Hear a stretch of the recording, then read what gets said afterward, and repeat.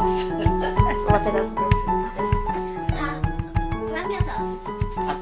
Qual é a fala? É aqui, não tá... Eita, tá passando tal. Meu Deus do céu. Boa noite.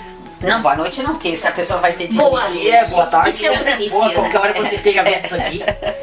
Eu sou a Edila Zin, moro em Tubarão, Santa Catarina. Sou mãe do Caio, mãe da Marina. E nós estamos iniciando este vídeo por conta do meu projeto das Crônicas na Quarentena, que eu fiz pelo meu Instagram. E basicamente as minhas crônicas, elas têm esse viés, né, sobre o comportamento, sobre as nossas relações, sobre os nossos dia a dia.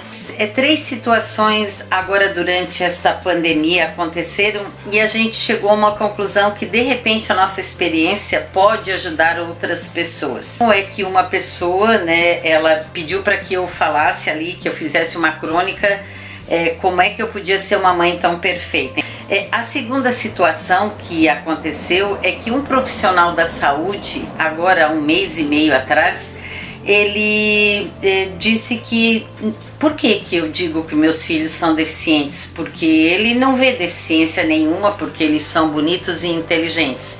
E, em terceiro lugar, há pouco tempo atrás, uma jovem de São Paulo, ela entrou em contato comigo através do Instagram, porque ela estava passando uma situação muito parecida com a minha, extremamente parecida. Ela me conheceu mais ou menos a história do Caio e da Marina pelo Instagram, e daí ela começou a conversar comigo a respeito das dificuldades que ela vinha enfrentando, porque ela ganhou um bebê também com nanismo. Ela também acabou ficando sozinha e ela estava perdida porque ela não sabia, né, o que fazer com o seu filho com relação a essas questões de saúde. E aí a gente percebeu que se passaram 30 anos e as coisas estão praticamente da mesma forma. Ou seja, quem tem hoje um filho com nanismo, eu vejo que está passando pela mesma dificuldade que eu passei há 30 anos atrás, quando eu ganhei o Caio em 1990. Então agora eu vou passar um pouquinho para o Caio, para a Marina, e depois a gente volta a falar. Meu nome é Caio, eu tenho 29 anos de idade. Eu sou formado em Relações Internacionais pela Universidade do Sul de Santa Catarina. Atualmente eu faço também o curso de Ciências da Computação, faltando aí só o meu TCC para concluir. Essas 3 perguntas que fizeram, eu acho muito complicado esse negócio de como você é uma mãe perfeita, porque Não existe. a maioria das famílias é a mesma coisa, porque todo filho vai odiar o pai, chega ali 15 anos. É normal, Freud explica. Todo filho acha que o pai tá colocando expectativa nele, ou acha que quer viver a vida por ele, não sei o que e tal. E você demora um tempo pra ver que eles querem o seu bem, e você tem que achar um equilíbrio entre o que é bom pra você e o que é bom pra sua família, porque se você faz só o bem pra você e o bem pra você não é bom pra eles, você acaba convivendo numa casa onde você acaba sem querer fazendo mal pros outros.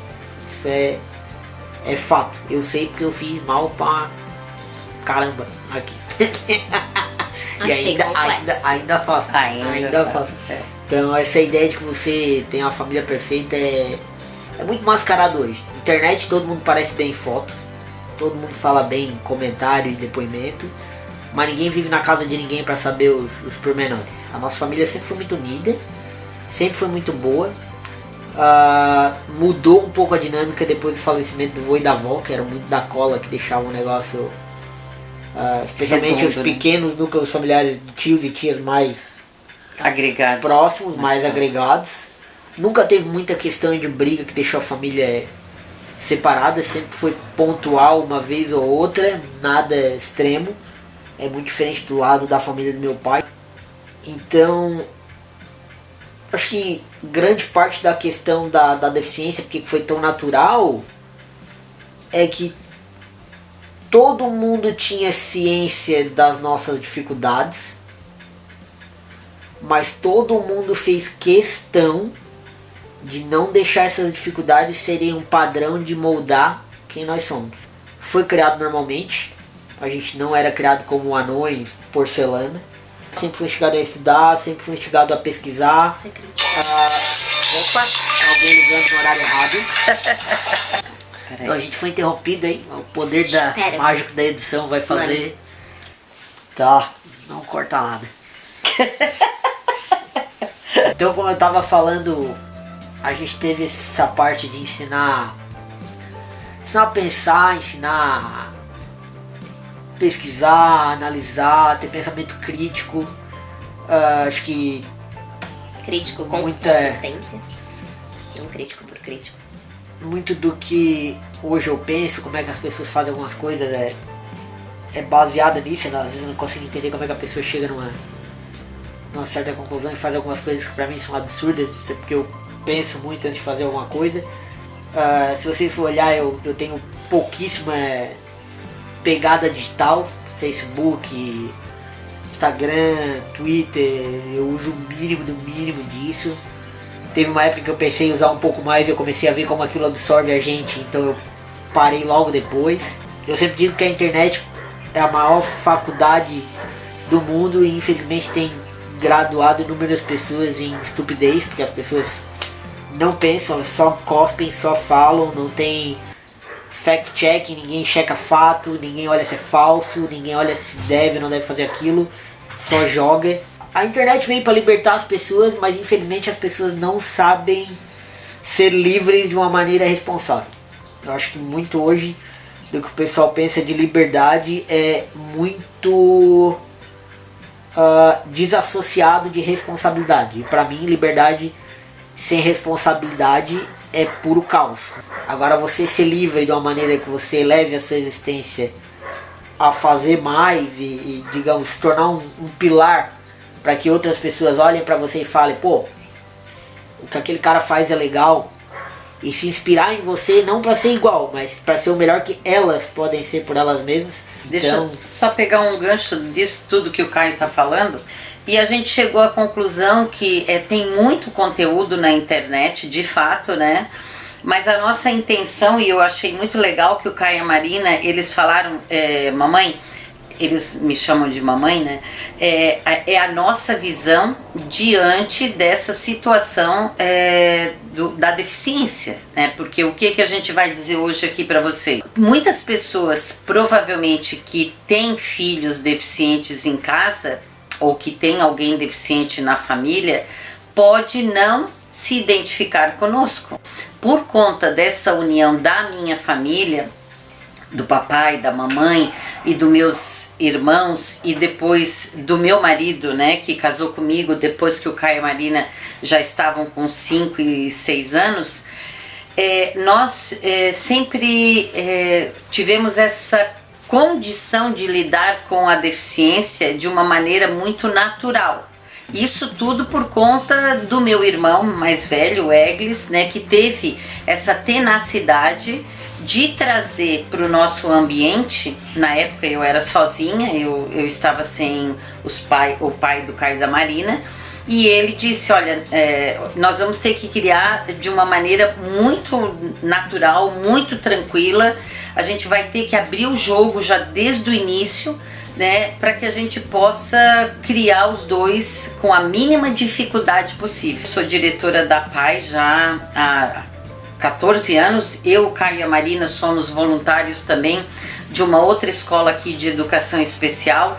Então assim, a gente respeita muito as pessoas, porque nem todos têm esse discernimento, nem todas as pessoas tratam a deficiência com esta naturalidade, apesar de todas as dificuldades que ela traz, né? Mas a gente gostaria de deixar bem claro, né, Caio e Marina, que é a nossa visão. Mas a nossa intenção aqui é exatamente criar esse canal pra gente poder bater esse papo assim bem descontraído. Ok, querida? Uma pessoa só. É com você.